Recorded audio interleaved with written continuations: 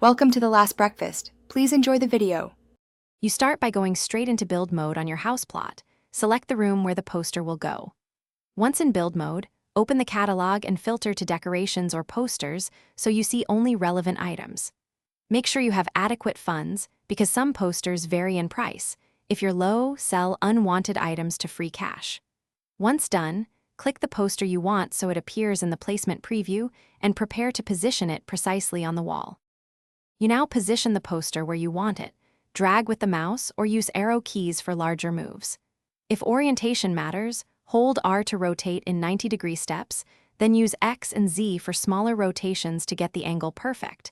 This helps match frames or other decor. If you need precise placement, toggle grid snap off so you can place the poster slightly off-grid.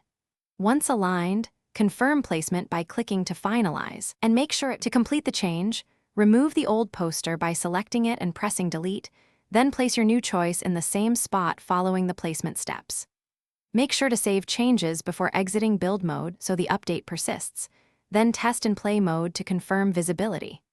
If the poster refuses to place, check for wall collisions, ensure the wall is part of your plot, and toggle grid snap or rotation to avoid overlap. This usually fixes placement errors quickly.